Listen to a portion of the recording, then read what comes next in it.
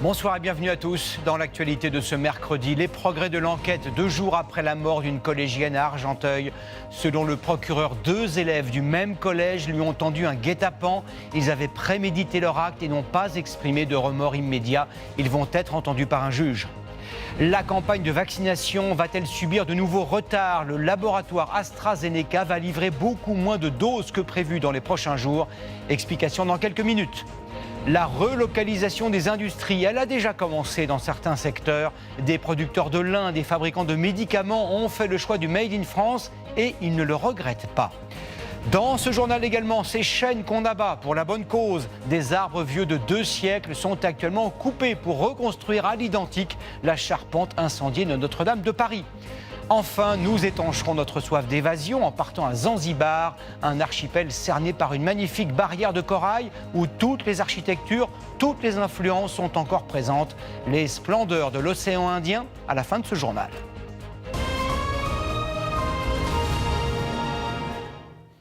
Dans quelles circonstances exactes Alisha, 14 ans, a-t-elle été tuée avant-hier? En fin d'après-midi, le procureur de la République de Pontoise a fourni de nombreux détails.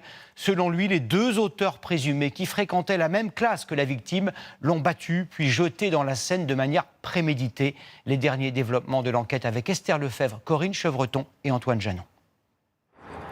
Elle a été la victime d'un guet-apens, tendu à cet endroit par un couple d'adolescents de 15 ans. Le dernier signe de vie d'Alisha remonte à lundi, 13h35. Un coup de téléphone à sa mère. Puis elle retrouve une camarade à la gare d'Argenteuil. Toutes 2 se rendent sur les quais de Seine, où elles ont l'habitude de se rendre. C'est cette amie qui a fixé le rendez-vous, à la demande de son petit copain. Le jeune homme qui était resté dissimulé se serait approché de la victime, lui aurait tiré les cheveux, puis lui aurait fait une balayette la faisant tomber au sol.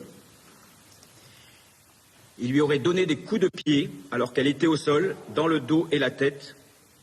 Le jeune homme et la jeune fille auraient alors attrapé la victime pour la jeter dans la Seine en contrebas du quai. La jeune victime décédera par noyade. Ces 2 agresseurs en couple aujourd'hui étaient dans la même classe qu'Alisha. Celle-ci avait eu une brève relation amoureuse avec l'adolescent à la rentrée scolaire. Mais leur relation était depuis houleuse. Le jeune homme se plaignant qu'elle parlait mal de son père décédé, les jeunes filles ayant conservé des liens d'amitié que le jeune homme n'acceptait pas vraiment. Voilà, on était dans ce contexte-là. Un motif qui paraît bien dérisoire au regard de la violence des faits. Après le crime, le couple se rend au domicile du jeune homme entre 16 et 17 heures. L'adolescent avoue les faits à sa mère. C'est elle qui donne l'alerte, appelle le commissariat, permettant ainsi de retrouver le corps de la victime et de faire interpeller son propre fils. J'étais entre 2 feux. Est-ce que je dois dénoncer mon fils? Est-ce que je dois aider la famille de cette petite et surtout cette petite? J'ai choisi d'aider la petite, à défaut de mon fils. Abasourdi aujourd'hui, cette mère n'ignorait pas les tensions entre son fils et la victime. Pour avoir diffusé des photos d'elle en sous-vêtements, il venait d'être exclu de son établissement. Maintenant, je me dis, quel avenir il a la famille de la petite? Quel avenir il a mon fils? C'est...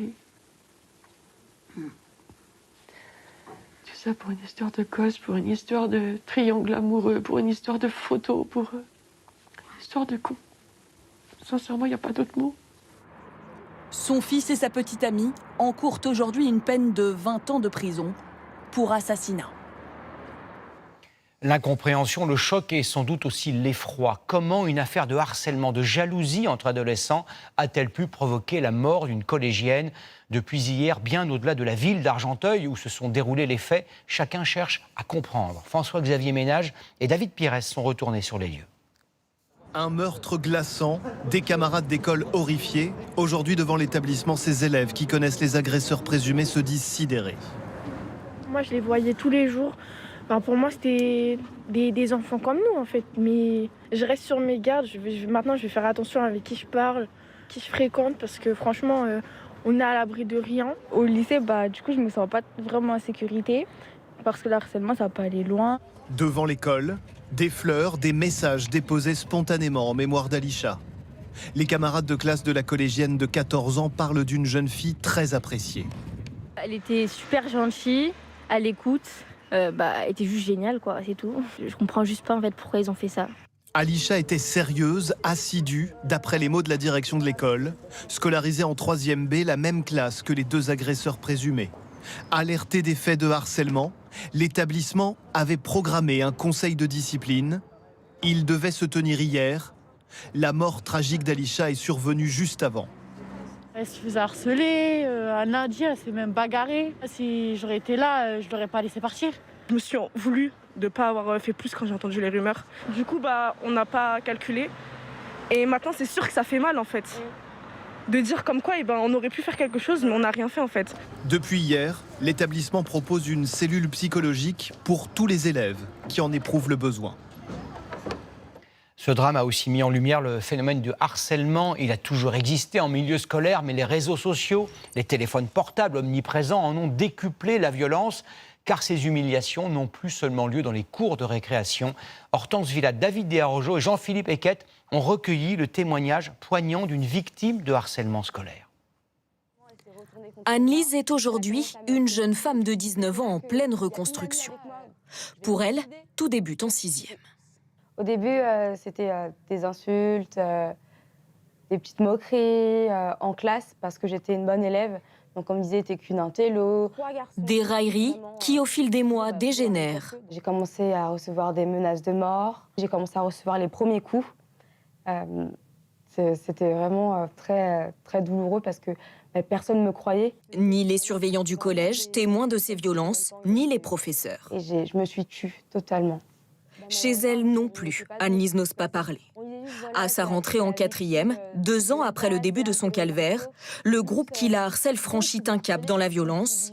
Anne-Lise est aspergée d'essence et menacée avec un briquet. Ils sont énormément encouragés les uns les autres en disant « brûle là, brûle là ». À ce moment-là, j'ai vraiment vu la mort devant moi en fait.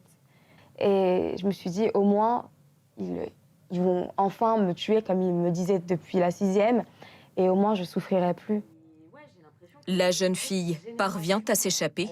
Elle porte plainte avec sa mère, mais cette plainte n'aboutit à aucune condamnation.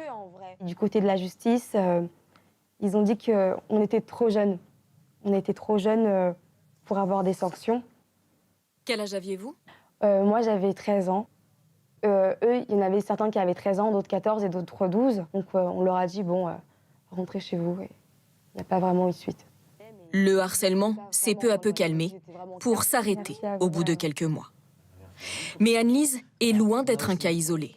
Alors, face à la difficulté qu'ont les victimes à se faire entendre et reconnaître comme telles, des associations demandent que le harcèlement scolaire, mais aussi le harcèlement en ligne, deviennent un délit inscrit dans le code pénal.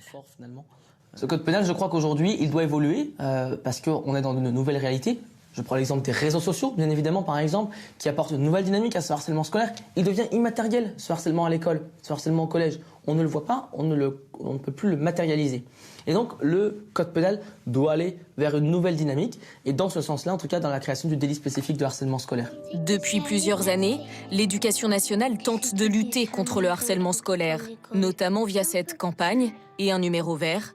On estime que 700 000 élèves sont chaque année victimes de harcèlement scolaire. Victimes ou témoins, appelez le 3020. L'actualité de ce mercredi, c'est aussi la campagne de vaccination contre le Covid. On a appris ce matin que les laboratoires Pfizer et AstraZeneca ne livreront pas autant de doses que prévu dans les prochaines semaines. Selon le ministre de la Santé, Olivier Véran, les quantités fournies se réduisent, dit-il, comme peau de chagrin. Ces retards vont-ils avoir des conséquences sur le rythme de vaccination ? Les promesses du gouvernement sont-elles encore tenables ? Jean-Marie Bagayoko, Sylvain Milenvois et Léa Deschâteaux. Un peu plus de 100 000 injections par jour en France, mais depuis aujourd'hui, les futures livraisons de doses inquiètent à nouveau. Alors pourra-t-on tenir cette cadence ? Difficile à croire car certains laboratoires accusent d'importants retards de production. Voici les toutes dernières prévisions du ministère de la Santé. En mars, AstraZeneca livrera 6 millions de doses. C'est 400 000 doses de moins que prévu. Et en avril, les retards vont s'accumuler. Regardez, la France devait recevoir tout vaccin confondu, 34,7 millions de doses. Finalement, elle n'en recevra que 29,2 millions. Alors le gouvernement va-t-il revoir ses ambitions à la baisse ? Pour l'instant, son porte-parole s'en défend. Je maintiens les objectifs qui ont été annoncés par le Premier ministre et le ministre de la Santé la semaine dernière s'agissant de notre campagne de vaccination. Le Premier ministre veut vacciner 10 millions de Français d'ici la mi-avril. Difficile d'y croire dans ce centre de vaccination. Ici, il manque déjà des doses Pfizer et Moderna. Le jour où on aura fini les 75 ans et plus, dites-vous bien que là, il y a encore du monde qui attend la vaccination. Si on a moins de vaccins, eh bien on adapte, mais on a effectivement énormément de listes d'attente. Alors comment rattraper ce retard? De l'aveu même d'Olivier Véran, ce ne sera pas possible immédiatement. On va avoir 2 semaines difficiles, mais ça s'arrangera la première semaine d'avril parce qu'il va arriver beaucoup de doses. Cet économiste de la santé est beaucoup plus sceptique. Les fabricants sont-ils en mesure d'augmenter la cadence de production? Ils l'ont déjà augmentée. Mais encore une fois, le processus est si délicat qu'on ne peut pas l'augmenter à l'infini simplement en appuyant sur un bouton. La dernière mauvaise nouvelle concerne le vaccin Johnson & Johnson. Au mois d'avril, la France recevra 1,7 million de doses de moins que prévu. Cette bonne nouvelle à présent, il y en a sur le front de la vaccination. Dès lundi prochain, 15 mars, il sera possible de se faire vacciner chez votre pharmacien. Quelle catégorie de la population est concernée? Y aura-t-il assez de doses pour tout le monde? Comment les officines vont-elles s'organiser? Pour le savoir, Mathieu Perrault et Lionel Audibert seront allés près de Rennes où le dispositif est déjà testé. Dans cette pharmacie d'Ille-et-Vilaine, on vaccine depuis hier contre le Covid directement en officine. Vous allez vous asseoir ici? La procédure est assez simple. Un petit questionnaire médical à remplir avant l'injection, 15 minutes de repos après, une vaccination de proximité sans ordonnance, saluée par ses premiers patients. Ça faisait un moment qu'on attendait ça et puis de toute façon, si tout le monde le fait, on aspire à retrouver une vie normale quand même. Mais tout le monde n'est pas encore concerné par cette vaccination en pharmacie. Les populations éligibles à la vaccination AstraZeneca sont les personnes âgées de 50 à 74 ans avec comorbidité et ainsi que les personnes âgées de plus de 75 ans. À condition d'obtenir un rendez-vous. En fonction des pharmacies, cela se passera soit en direct au guichet, soit par Internet, soit par téléphone. Allô, oui, c'est pour la vaccination lundi. Donc lundi, il nous reste 2 places. Dès lundi prochain, ce pharmacien parisien va donc lui aussi pouvoir commencer à vacciner ici. Ça, c'est déjà mon local de vaccination pour lequel j'avais déjà une autorisation pour la grippe. Les pharmaciens toucheront 7,90 € par vaccin administré. Mais avant cela, leur tâche la plus complexe sera sans doute de choisir à qui donner un rendez-vous en priorité. Pour cet autre praticien, le casse-tête est insoluble pour le moment. On va recevoir un flacon la semaine prochaine, a priori. Cela ne représentera que 10 personnes vaccinées en une semaine. Pour lui, c'est insuffisant. Toute la journée, mes clients me demandent « Alors, Bruno, vous allez avoir vos vaccins, qu'est-ce qu'on fait, comment ça se passe, où on s'inscrit ?» Et là, on se retrouve avec une fiole. On est en pandémie. Moi, je ne sais pas comment vont faire les pharmaciens qui vont décider de vacciner avec leurs 10 doses. Sur quels critères ils vont choisir leurs clients? Ce pharmacien préfère donc s'abstenir de vacciner la semaine prochaine et offrir son flacon à un médecin généraliste du quartier. En attendant, dit-il, de recevoir plus de doses et de pouvoir démarrer dans sa pharmacie une campagne de vaccination digne de ce nom. Les habitants des Alpes-Maritimes espéraient voir l'étau du confinement se desserrer le week-end prochain. Ce ne sera pas le cas. Face à la tension hospitalière et à la circulation toujours inquiétante du virus, le gouvernement a décidé de maintenir le confinement. Certains habitants se demandent pourquoi cette mesure leur est appliquée, alors que dans d'autres régions, en Ile-de-France par exemple, des chiffres presque identiques n'ont pas conduit au confinement. Reportage Julien Roux, Anouchka Fliller et Didier Laborde. Ils profitent encore du soleil, avant de devoir une nouvelle fois se confiner ce week-end, le 3e d'affilée. Moi je préfère souffrir encore quelques week-ends et après pouvoir vivre et de nouveau sortir, revoir les restaurants ouvrir, etc. Le week-end, c'est là où on profite normalement avec les enfants, avec la famille, donc c'est difficile. Je pense aux gens qui travaillent, qui ont que le samedi dimanche pour faire leurs courses, et là c'est vraiment un vrai problème. Une promenade des Anglais déserte le week-end face à des quais de Seine bondés et évacués par les forces de l'ordre. Quittez les lieux à 18h, vous devez être à votre domicile, merci. Qu'est-ce qui justifie cette différence de traitement? Comparons le nombre de cas positifs. À Nice, il est en baisse depuis 2 semaines. En baisse certes, mais à un niveau quasiment 2 fois plus élevé que celui de Paris. Et mécaniquement, plus il y a de cas, plus les hôpitaux se remplissent. À Nice, le taux d'occupation en réanimation s'élève à 80%. Il est donc trop tôt pour alléger les restrictions. Les effets du confinement, ils ne sont pas avant au moins 15 jours, 3 semaines facilement après le confinement, surtout pour les lits de réanimation. Donc il faudra attendre. À quelques kilomètres de là, à Cannes, le centre hospitalier a dû prendre en charge 13 patients venus de Nice ces dernières semaines. Mais il doit désormais transférer des malades vers d'autres régions. Demain, nous aurons encore 2 patients qui seront adressés vraisemblablement au CHU de Poitiers en Nouvelle-Aquitaine. L'Île-de-France, elle aussi, va devoir procéder à des évacuations dans les jours qui viennent. Le nombre de personnes en réanimation pour 100 000 habitants est même plus important à Paris que dans les Alpes-Maritimes. Alors, pourquoi aucune restriction supplémentaire n'est prise dans la capitale ? C'est un équilibre à trouver entre l'effet bénéfique, c'est-à-dire ralentir la progression du virus, mais aussi les conséquences délétères de ces mesures de confinement sur la santé mentale, sur l'acceptabilité. Donc c'est une décision qui est politique. Maintenant, nous, on doit gérer, si vous voulez, cette saturation des patients dans nos services de réanimation. L'Île-de-France compte actuellement 1052 patients en réanimation et s'approche désormais du pic de la deuxième vague atteint mi-novembre en plein confinement. Un très important incendie s'est déclenché la nuit dernière à Strasbourg. Il a partiellement détruit un bâtiment qui abrite des centaines de serveurs informatiques. Conséquence immédiate, des milliers d'entreprises, de clubs de sport, d'administration et même le centre Pompidou se retrouvent privés de données essentielles pour fonctionner correctement. C'est une version 2.0 de l'effet papillon que nous expliquent Justine Corbillon, Anaïs Barthes et Séverine Nagy. Ce matin à Dijon, les utilisateurs de transports en commun sont désemparés. Je veux les horaires et ça me fait ça. Je ne sais pas du tout pourquoi ça ne marche pas aujourd'hui. Le site internet et l'application du réseau de transport de la ville ne marchent plus, laissant dans l'incertitude des milliers de Dijonnais. Le site internet, c'est 20 000 connexions par jour. La conséquence d'un énorme incendie qui s'est déclaré cette nuit dans ce bâtiment à Strasbourg. Chez OVH, leader européen du stockage de données en ligne, derrière ces murs, des serveurs hyper puissants qui hébergent des sites internet et des logiciels partout dans le monde. L'entreprise revendique 1,5 million de clients. Tous n'ont pas été touchés, mais des milliers de sites internet sont depuis cette nuit indisponibles. En France, les sites de l'aéroport de Strasbourg, du comité d'entreprise de Peugeot, de nombreux clubs sportifs ou de mairies, le centre Pompidou et même le site gouvernemental data.gouv.fr sont concernés. Donc là, le site est complètement inaccessible, personne ne peut y accéder. Un énorme problème pour ces 2 entrepreneurs, propriétaires d'un jeu vidéo en ligne. Ils ont 10 000 clients qui payent pour se connecter quotidiennement et à qui ils ne savent pas trop quoi dire. On ne sait pas combien de temps ça va durer. Nous, on ne peut pas continuer à travailler sur notre activité. Les joueurs ne peuvent pas non plus jouer, donc on est complètement figé. Vont-ils récupérer leurs données ? Les clients se posent tous la question, car tout le bâtiment n'a pas brûlé. Sur 4 unités, seulement une est totalement détruite. Cet entrepreneur se demande s'il est concerné. Malheureusement, on ne sait pas dans quelle salle notre serveur était. Il y en a une où on peut dire que c'est mort. Concrètement, j'ai perdu 3 mois de travail. Ce qui stresse le plus tous ces clients, c'est le manque d'informations.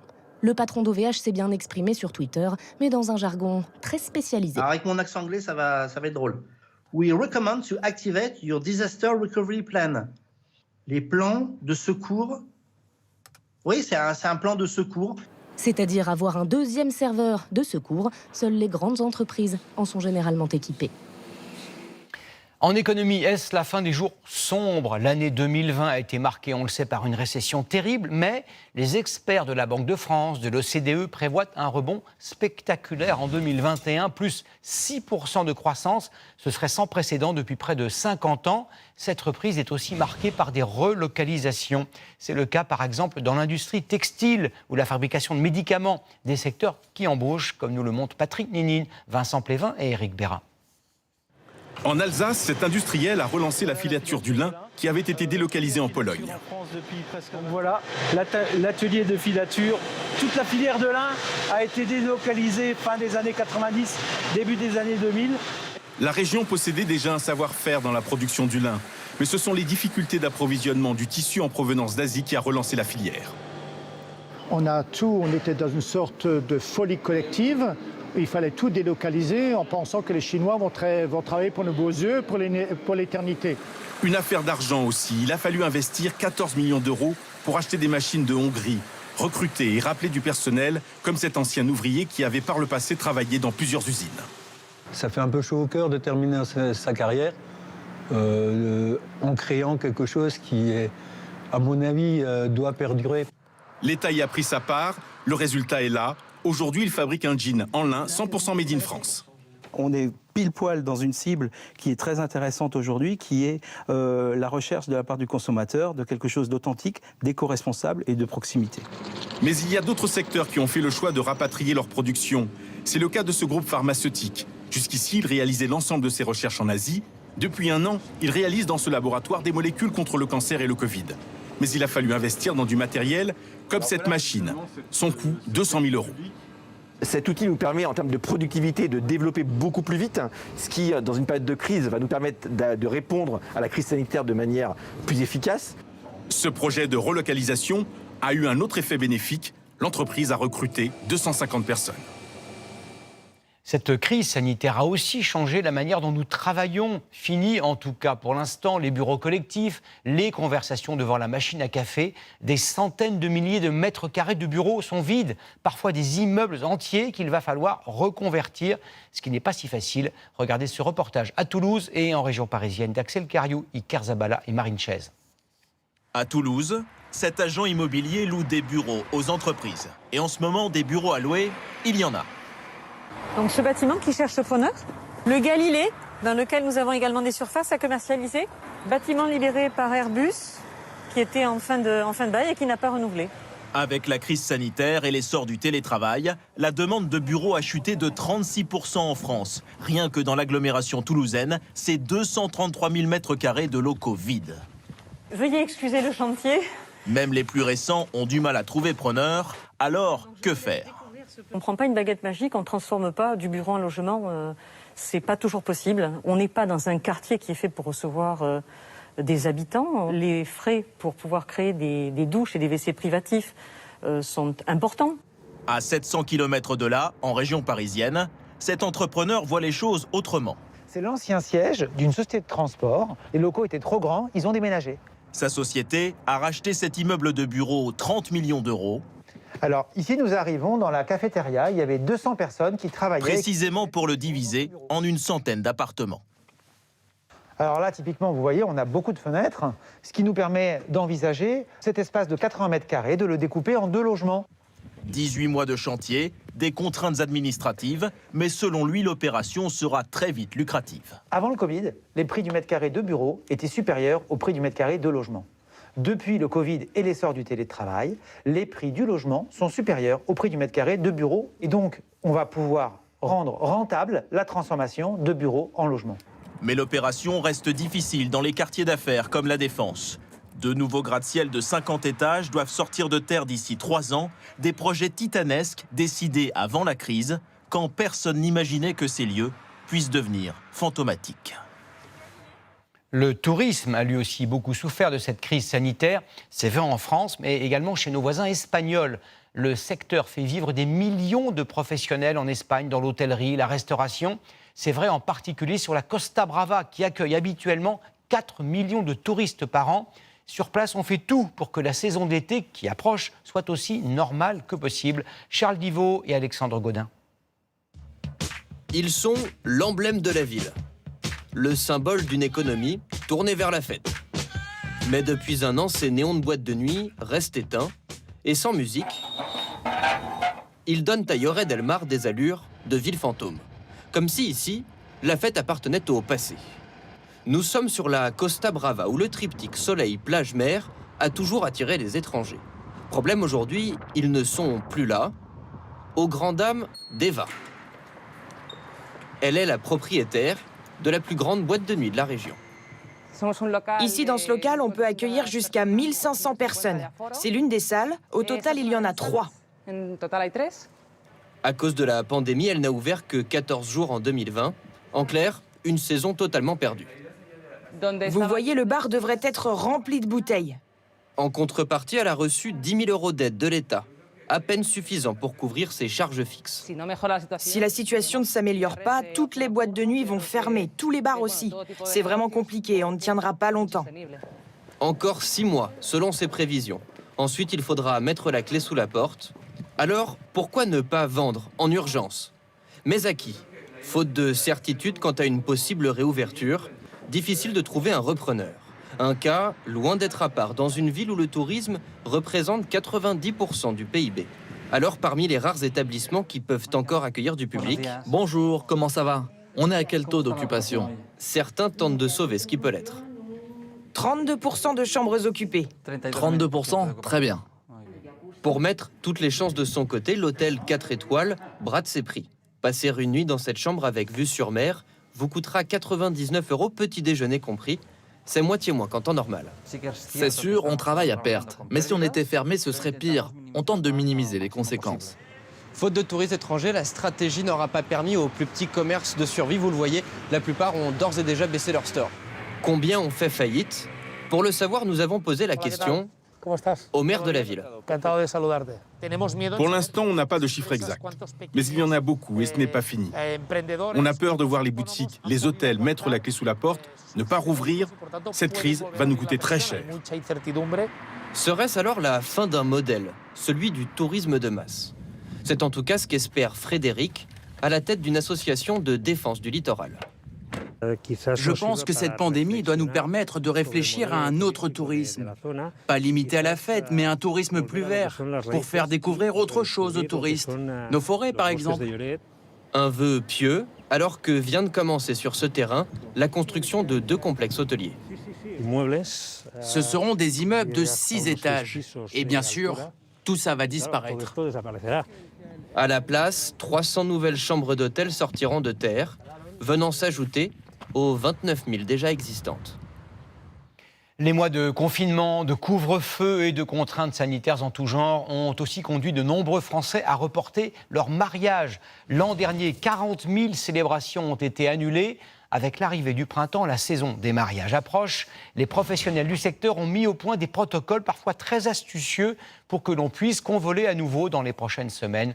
Reportage au son de la marche nuptiale de Mendelssohn, Corinne Magne et Bertrand Lachat. Sur les hauteurs de Lyon, le château de Saint-Priest, voué aux événements, attend désespérément ses mariés du printemps. Ici, les prestataires de services sont prêts à accueillir un mariage test, avec protocole sanitaire strict. Et concrètement, comment cela peut-il se passer ? En version assise ici, on était sur une jauge de petit mariage 80 personnes, on est bien, mariage cocooning. Et la version mariage test, on serait sur 40 personnes assises. Donc ça veut dire que cette table où on peut accueillir 6 personnes, il n'y aura que 4 personnes. Que 4 personnes, voilà. Mélissa et Brice, présidents de l'Union professionnelle de l'événementiel, ont écrit une charte pour la mise en place encadrée du mariage test. Les points essentiels, c'est le test PCR avant l'événement, dans les 72 heures avant l'événement, comme on le demande pour les voyages. C'est le port du masque lors de la soirée dansante. Aujourd'hui, en France, c'est 110 invités en moyenne. Donc, ce qu'on voudrait, c'est que ces mariages à 110 invités puissent se tenir. Ils espèrent un soutien du sous-préfet du Rhône. Et question échéance, l'espoir d'un mariage test au printemps s'amenuise. Au moment où je vous parle, il n'est pas possible pour l'instant de réouvrir des établissements recevant du public pour des réunions festives, qu'il s'agisse de mariages, d'anniversaires. Contrairement aux concerts test et aux festivals test, pas de feu vert dans l'immédiat. Néanmoins, Marine et Stéphane veulent y croire. Ils devaient déjà se marier l'année dernière, date reportée au 1er mai 2021. Aujourd'hui, ils sont donc candidats au mariage test. Leur ultime espoir, de sceller leur union au plus vite. Ça devait être un moment extrêmement festif, puis le Covid est arrivé et c'est devenu presque une corvée. C'est ça, ouais. On va pas attendre 2022 quand même. Même si les 300 invités ne peuvent pas assister à la réception, pour Marine et Stéphane, tout est prêt depuis un an. Mairie, église, DJ, salle et traiteur. Alors ils se diront oui, avant la fin de l'été. C'était il y a presque 2 ans, un incendie dévastateur détruisait une partie importante de Notre-Dame de Paris. Après réflexion et consultation, il a été décidé d'utiliser des poutres en chêne pour reconstruire à l'identique la charpente du XIIIe siècle. La campagne d'abattage de ces chênes vénérables, soigneusement sélectionnés, a commencé dans plusieurs forêts françaises. Claire Auberger, Antoine Pocry et Olivier Stambach ont été au petit matin dans la forêt de Bercé, dans la Sarthe. C'est le grand format de ce 20h. Avant de scier, Il faut grimper là-haut, tout là-haut, à près de 40 mètres du sol. Objectif, élaguer la tête pour sécuriser ensuite la chute. Les arbres qui font cette longueur-là, pour éviter que l'arbre ne casse en tombant, on coupe une partie des branches pour que ça soit plus facile à abattre. Ce chêne est un monument, l'un des plus imposants de cette forêt domaniale de Bercé, avec un tronc de plus d'1 mètre de diamètre et 220 ans d'âge. Ils sont 8 de cette taille-là, dans cette première campagne d'abattage pour Notre-Dame. Là, on est bon, on a même 21 mètres au trait de peinture qui est un peu plus loin, là, sur la grume. Et c'est bon pour la longueur d'une des 6 pièces nécessaires pour la diagonale de la flèche. À chaque pièce, son arbre. Depuis le mois de janvier, Philippe Gourmain arpente les forêts de France pour sélectionner les 1200 chênes qui vont permettre de reconstruire la flèche à l'identique. Donc on voit à 7, 8, 10 mètres, là, il y a une petite courbure qui est suffisante. Et quand il va être scié, on va essayer de respecter cette courbure pour que la pièce de charpente ait cette courbe juste au-dessus de la voûte. Alors c'est vraiment très particulier parce que les autres pièces de charpente doivent être parfaitement droites. Fidèle au plan de l'architecte Viollet-le-Duc, la flèche et ses travers seront donc les premières parties de la charpente à renaître de leurs cendres. 2 ans au moins de travaux sont à prévoir. Car si l'abattage doit se terminer avant la montée de sève, le 15 mars, plus d'1 an de séchage sera nécessaire avant de pouvoir commencer à travailler ces morceaux de bois exceptionnels. À retenir également dans l'actualité, si vous habitez en particulier les départements du Nord et du Pas-de-Calais, soyez prudents. Météo France vient de placer en vigilance orange ces 2 départements pour vent violent. C'est un phénomène bien plus inquiétant dont nous vous parlons souvent dans nos journaux, la montée des eaux directement liée au réchauffement climatique. Elle ne menace pas que les lointaines îles du Pacifique, elle a aussi des conséquences visibles sur le littoral français. Il y a 1 mois, des morceaux de falaises se sont effondrés en Normandie, en Loire-Atlantique. En 2040, 1 million de Français pourraient se retrouver chaque année les pieds dans l'eau. Vous allez comprendre comment cela pourrait se traduire concrètement grâce à notre rubrique que vous retrouverez régulièrement dans ce journal. Nous l'avons appelé, et vous allez comprendre pourquoi, Terre augmentée. Yannick Ezard, Christophe Aragona et Olivier Stambach. Bienvenue en Normandie. Aujourd'hui, à marée basse, on peut facilement se promener sur ces plages, mais d'ici la fin du siècle, ce ne sera plus possible partout à cause de la montée des eaux. Concrètement, regardez. Le réchauffement climatique sur notre planète fait d'abord fondre certains glaciers, ce qui fait augmenter le niveau des mers. Mais en plus de cela, bien l'eau se réchauffe et l'eau chaude prend plus de place que l'eau froide. Elle se dilate, ce qui fait augmenter son volume et ce qui élève là aussi encore plus le niveau des océans. Résultat, eh bien, ces 100 dernières années, le niveau global des mers dans le monde a déjà augmenté de 20 cm. Et ce n'est pas tout. D'ici 2100, d'après les prévisions des experts, la hausse pourrait atteindre jusqu'à 1,10 m. Alors, si on prend de la hauteur, regardons à quoi pourrait ressembler cette montée des eaux à l'échelle d'une petite ville côtière normande. En 2100, d'après les prévisions des scientifiques, à marée haute, vous le voyez, la mer recouvrirait toute une partie des habitations actuelles. Un peu plus loin du bord de mer, certaines rues, comme celle-ci à Étretat, resteront bien au sec au quotidien, mais vous voyez qu'en période de forte tempête, bien vu que le niveau de l'eau est plus élevé, elle rentrera bien plus facilement dans les rues pour les inonder. Ici, en seulement quelques minutes, le niveau de l'eau pourra dépasser 1 mètre. À l'échelle de la France, toutes les zones où le littoral est bas seront potentiellement concernées par ce phénomène, avec 3 régions en particulier. Le littoral atlantique, le nord du pays et la Normandie. D'ici seulement 30 ans, en 2050, regardez en rouge jusqu'où pourrait monter le niveau de l'eau, notamment pendant les fortes tempêtes. Alors, que peut-on faire ? Dans certains pays, comme aux Pays-Bas, on mise sur ces énormes digues qui permettent de ralentir en partie la hausse du niveau de l'eau. Ailleurs, on installe des brise-lames en roche pour casser les vagues et réduire leur avancée. Mais d'après les spécialistes, ces solutions ne sont que temporaires.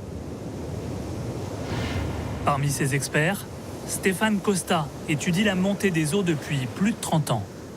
L'eau arrivera toujours par passer, dépasser ces ouvrages de défense contre la mer, les perturber, les fracasser. Il va donc falloir anticiper, c'est-à-dire déplacer les biens, les activités des personnes dans des zones à moindre risque, non inondables. Et pour cela, il va falloir aider les élus locaux et territoriaux. Au final, la vraie solution sera donc sûrement de s'adapter à ces changements en s'éloignant du danger. Mais dans certains cas, on pourrait aussi construire des logements sur l'eau comme ceux-ci, de véritables quartiers flottants. Et l'idéal serait bien sûr d'abord de limiter le réchauffement climatique au risque d'en subir les conséquences sur de nombreuses décennies. Je vous emmène à présent à 11 000 km de la métropole à la découverte d'un magnifique archipel dont le nom à lui seul fait rêver. Zanzibar, au large des côtes d'Afrique de l'Est, dans l'océan Indien. Zanzibar est aussi surnommée l'île aux épices. Clous de girofle, cannelle, cardamome font partie de son identité. Reportage tout près d'une sublime barrière de corail. Sarah Sisman, Thomas Diego Badia et Oscar Sangan. Au large des côtes tanzaniennes, c'est un archipel dont la réputation a depuis bien longtemps traversé les océans. Zanzibar, avec ses plages de sable blanc, ses eaux aux 1000 nuances de bleu et ses fonds marins uniques sur la planète. Un trésor que ces touristes anglais et roumains ne vont pas tarder à découvrir. J'y vais en premier. 1, 2, 3. Pendant 1 heure, voici leur terrain de jeu. La barrière de corail de Mnemba, 7 km de long, classée comme réserve marine protégée par les autorités. La pêche y est interdite toute l'année. Une politique qui semble efficace. Aujourd'hui, près de 400 espèces marines vivent dans ces profondeurs. Si le site est connu dans le monde entier, c'est parce qu'on peut y observer des dauphins. Une vingtaine ce jour-là escorte les plongeurs. L'eau est si claire, il y a des poissons de partout. Il y a une diversité assez incroyable. Je n'ai jamais rien vu de tel dans ma vie. La carte postale de Zanzibar, ce sont ces plages de rêve, recherchées par près de 400 000 touristes chaque année, pour le farniente et les sports de glisse.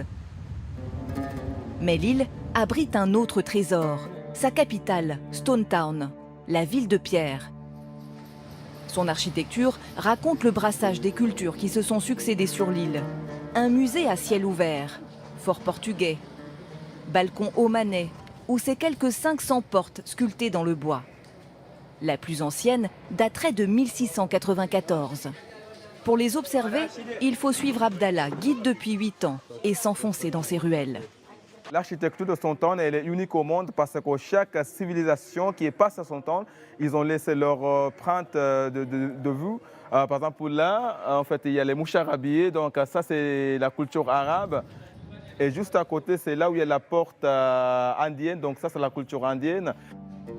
Ces bâtiments laissent imaginer la richesse de Zanzibar au XVIIIe et XIXe siècle, lorsque la ville était la plaque tournante du commerce mondial d'or, d'ivoire, mais surtout d'épices. Des épices toujours cultivées dans les terres, comme dans cette plantation à 1 heure de route de Stone Town. À votre avis, il s'agit de quelle épice? C'est de la cardamome. Oui, c'est de la cardamome. Super, j'ai passé le test. Ces touristes roumains sont venus humer les parfums de l'archipel. Un voyage pour découvrir la dizaine d'épices qui poussent à Zanzibar. Il faut les sentir et les goûter.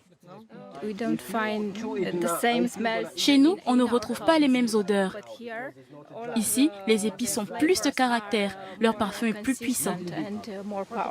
Noix de muscade, cannelle, curcuma et surtout l'épice qui a fait la richesse de l'île, le clou de girofle. Zanzibar en est le 2e producteur mondial. Il se vend 80 € le kilo en France et fait vivre 10 000 agriculteurs dans l'archipel. Avant ici, il n'y avait pas de clous de girofle. C'est le sultan de Zanzibar qui les a rapportés d'Indonésie. À l'époque, c'était la première ressource économique de l'île. Aujourd'hui, c'est encore la deuxième ressource après le tourisme. On le retrouve dans les plats zanzibaris aux côtés d'autres épices et dans la cuisine des plus grands chefs, comme celle du chef Alan. Je vais utiliser toutes les épices de Zanzibar. Nous avons le clou de girofle, le poivre, la cannelle, le cumin. En tant que chef, cela amène beaucoup de saveurs dans mes plats. Sa spécialité, le riz pilaf au poulet. Une cuisine à l'image de l'archipel, métissée et colorée. Difficilement résistible, effectivement. Comme tous les soirs, c'est l'heure de répondre aux très nombreuses questions que vous nous posez. Bonsoir, ma chère Alexia Mayer. Bonsoir. Ce soir, beaucoup de questions qui concernent notre travail. Celle-ci, tout d'abord. Je suis en télétravail depuis plusieurs mois. Mon employeur peut-il m'imposer du jour au lendemain de revenir au bureau et est-ce qu'il y a un délai légal de sa part à respecter ? Alors Gilles, c'est surprenant, mais il n'y a pas de délai légal. Dans les faits, oui, votre employeur peut vous demander de revenir au bureau du jour au lendemain, mais évidemment, il vaut mieux en discuter, organiser tout ça en bonne intelligence. Et puis, notez quand même que pour le moment, le télétravail reste la règle. Autre question, elle aussi très simple, en tout cas en apparence. Mon employeur peut-il m'obliger à me faire vacciner ? Non, votre employeur ne peut pas vous imposer la vaccination contre le Covid. Elle n'est pas obligatoire en France, on le sait et on le répète. Et il ne peut donc pas outrepasser la loi.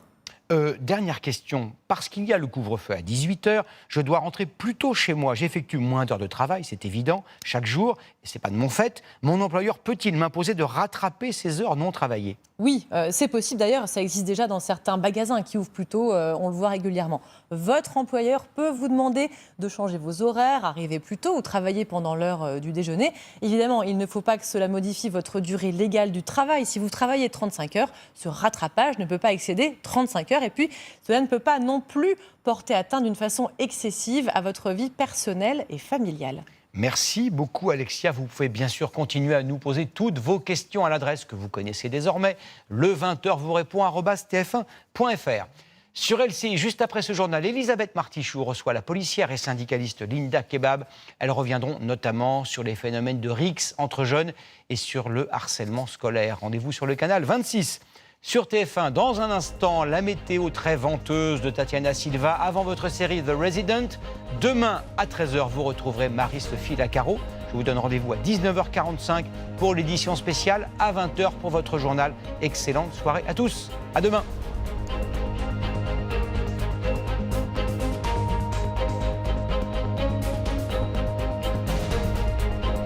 Retrouvez toute l'info sur LCI, canal 26.